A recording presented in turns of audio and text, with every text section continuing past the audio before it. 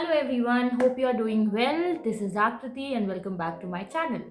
I hope you like the background.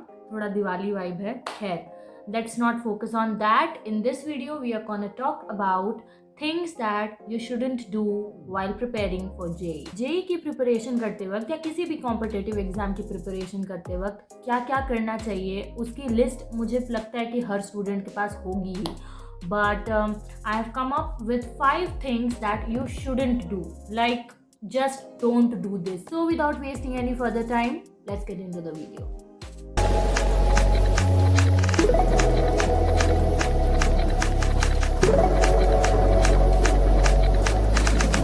Number 1, gathering lots of resources. जब हम लोग JEE का प्रिपरेशन या किसी भी कॉम्पिटिटिव एग्जाम का प्रिपरेशन करते हैं तो स्टार्टिंग में एक्साइटमेंट लेवल, मोटिवेशन लेवल इतना होता है ना कि लगता है जहाँ जहाँ से नॉलेज मिल रही है सबको जमा कर ले. खैर, ये कभी कभी काम आता है, बट बहुत ज़्यादा रिसोर्सेज गैदर कर लेने पर होता यही है कि हम हर रिसोर्सेज से आधा आधा पढ़ते हैं और आधा आधा छोड़ देते हैं और अंत में हमें ये पता चलता है कि हम हाफ प्रिपेयर्ड हैं. और सबसे डेंजरस होता है किसी चीज़ को हाफ प्रिपेयर करना. या तो आप करो ही मत, या तो आप अच्छे से करो जितना कर रहे हो. हाफ इधर से हाफ उधर से करना बहुत ज़्यादा कॉम्प्लिकेटेड हो जाता है और लास्ट में आपको बहुत ज़्यादा प्रॉब्लम होगी.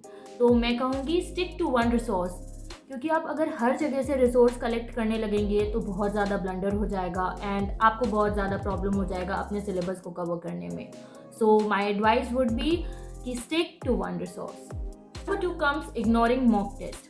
हम लोग पढ़ाई रेगुलरली करते हैं, लेक्चर्स अटेंड करते हैं, कोचिंग अटेंड करते हैं, स्कूल अटेंड करते हैं, बट मॉक टेस्ट कभी ना कभी हम इग्नोर कर देते हैं क्योंकि हमारे दिमाग में रहता है कि अभी तो स्टार्ट किया है सिलेबस, अभी ये ख़त्म हो जाने दो फिर मैं मॉक टेस्ट करूँगा या करूँगी. आई थिंक कि ये बहुत बड़ा मिस्टेक होता है. आपको स्टार्टिंग से ही मॉक टेस्ट लगाने शुरू कर देने चाहिए. लाइक आपने अगर ये चैप्टर पढ़ा तो आप उसका मॉक टेस्ट फटाफट देते रहो. मैं तो कहूँगी कि हर वीक आप फुल मॉक टेस्ट दिया करो, भले आपका सिलेबस कवर हो या ना हो. क्योंकि अगर आप इस इंतज़ार में रहेंगे कि जब मेरा सिलेबस कवर होगा मैं तब मॉक टेस्ट देना शुरू करूँगी या शुरू करूँगा, तब आप बहुत बड़ी मुसीबत को मोल ले रहे हो. मैं बता रही हूँ, क्योंकि लास्ट मोमेंट पे अगर आप ऐसा करते हो तो आपको बहुत कम टाइम मिलेगा मॉक टेस्ट अटेंड करने का. और आप अगर स्टार्टिंग से ही मॉक टेस्ट अटेंड कर रहे हो तो आपको एक काइंड ऑफ आइडिया हो जाएगा. और आपका सब्जेक्ट वाइज अगर आप मॉक टेस्ट करते हो या चैप्टर वाइज अगर मॉक टेस्ट करते हो तो बहुत आसानी होती है. तो मैं यही कहूँगी कि never ignore mock test. Mock test are very important, so stick to that.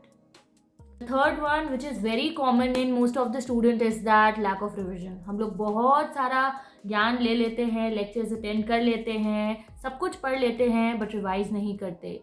अगर हमने आज किसी चीज़ की पढ़ाई की और सीधा हम 15 दिन बाद या 20 दिन बाद या महीने भर बाद उस चीज़ को दोबारा पढ़ेंगे तो बिलीव मी कुछ भी याद नहीं रहने वाला है. एंड सबसे टफ बात क्या होता है, किसी चीज़ को आपने पढ़ा और फिर 1 महीना का गैप ले लिया और फिर दोबारा पढ़ोगे ना तो आपने जो पहली बार पढ़ा था ना उससे ज़्यादा टफ आपको दोबारा पढ़ने में लगेगा. इसीलिए माय एडवाइस विल बी कि रेगुलरली रिवीजन करते रहिए. लाइक वीक में एक बार रिवीजन तो पक्का करिए. इट डजेंट मैटर कि आपने कितनी लेक्चर्स देखी हैं, कितने बार कोचिंग अटेंड किया है, स्कूल अटेंड किया है, कितना पढ़ाई किया है. अगर आप कंटिन्यूसली उस चीज़ को रिवाइज नहीं करते हैं, आपके माइंड में वो चीज़ बैठेगा ही नहीं, तो यार फिर क्या फ़ायदा. इसीलिए please do not ignore revision and do regular revision at least once a week. Fourth and the most crucial thing I would say is focusing on syllabus coverage rather than concept coverage. ये जो बात है ना ये बहुत important है मेरे लिए, बिकॉज मैंने भी ये गलती की थी लास्ट ईयर. जब मैंने जेई दिया था तो मेरा लास्ट मोमेंट में सिलेबस कवर नहीं हो पाया था. आई एम श्योर बहुत सारे स्टूडेंट्स हैं जिनका सिलेबस नहीं कवर हो पाता है, कुछ चैप्टर्स बच जाते हैं.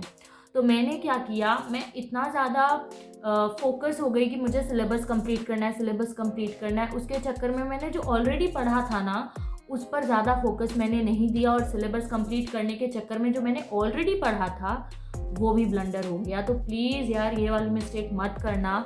एट द एंड आपने जितना भी सिलेबस कवर किया है आप उसी पर फोकस्ड रहो, ठीक है. आप ये मत सोचो कि अगर 90 चैप्टर्स हैं पूरे जेई मेन के एग्ज़ाम में तो आपको 90 के 90 कवर करने हैं.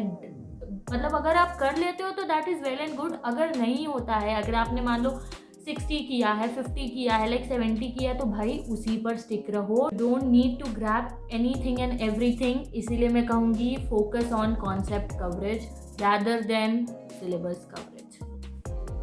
Fifth and the most important thing is lack of self study and self analysis. हम लोग स्कूल जाते हैं, 6 आवर्स पढ़ाई वहाँ पे होती है, कोचिंग जाते हैं 4 आवर्स वहाँ पे पढ़ाई होती है, 10 आवर्स हो गया।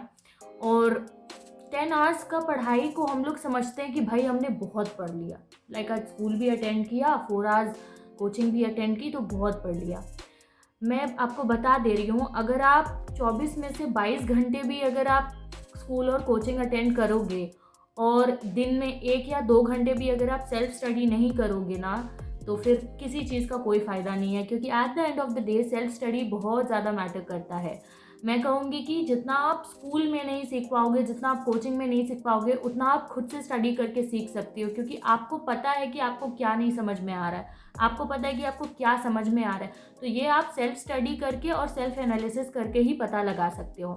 सेल्फ एनालिसिस की बात मैं इसलिए बोल रही हूँ कि कभी कभी क्या होता है कि बहुत सारे स्टूडेंट्स ऐसे होते हैं जिन्होंने मॉक टेस्ट दिया, रिज़ल्ट आ गया, उन्होंने चेक किया एंड देन वो कंप्यूटर और लैपटॉप बंद कर देते हैं। वो देखते ही नहीं है कि उन्होंने मिस्टेक क्या की। बहुत ज़रूरी है जब आप मॉक टेस्ट दो तो आपने कितने क्वेश्चन, अगर सपोज़ आप 50 क्वेश्चन अटेंड किए हो, तो 50 में से अगर 45 क्वेश्चन आपके सही हैं तो वेरी गुड, बट 5 क्वेश्चन जो गलत है उन्हें आप ज़्यादा ध्यान दो कि वो 5 क्वेश्चन आपके क्यों गलत हुए, उनका सल्यूशंस देखो, उन्हें अलग कॉपी में लिखो। अगर आप अपने से सेल्फ एनालिसिस करोगे अपना, तो आपको बहुत ज़्यादा बेनिफिट होगा एंड बहुत ज़्यादा हेल्पफुल भी होगा ये चीज़। तो please do not just go on with the mock test, do self-analysis and do not forget to do self-studies. So that's it everyone. Thank you so much for watching this video and I hope it was helpful to you. This was my take on the things that you shouldn't do while preparing for JEE.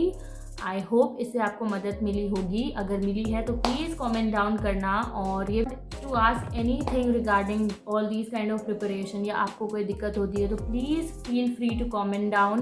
मुझे बहुत खुशी होगी कि अगर मैं आपको अपने experience से आपका हेल्प कर सकूँ। That's it for the video. Thank you so much for watching. Have a nice day, believe in yourself, keep going and bye bye, take care.